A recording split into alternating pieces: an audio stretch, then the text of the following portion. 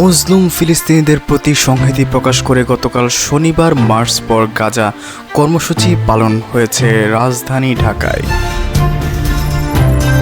কর্মসূচির আয়োজন করেছিল প্যালেস্টাইন সলিডারিটি মুভমেন্ট বাংলাদেশ নামের একটি প্ল্যাটফর্ম।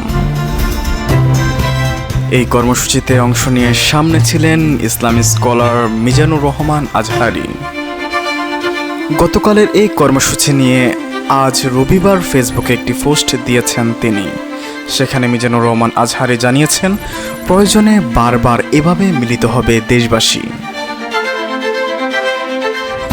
পোস্টে তিনি বলেন, গতকাল ঢাকার চারদিক থেকে তেজদীপ্ত মানব প্লাবনের উত্তাল তরঙ্গ সোহরাওয়ার্দী উদ্যানে ঐতিহাসিক মোহনায় মিলিত হয়েছিল।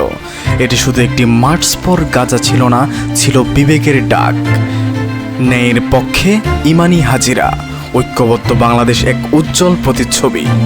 ঠিক কবে গোটা বাংলাদেশ এমন করে একত্রিত হয়েছিল তা হলফ করে বলা মুশকিল। দেশের স্বার্থে ও উম্মার প্রয়োজনে ঠিক এভাবেই আমরা বারবার একত্রিত হব, এভাবেই ঐক্যবদ্ধ থাকব ইনশাল্লাহ।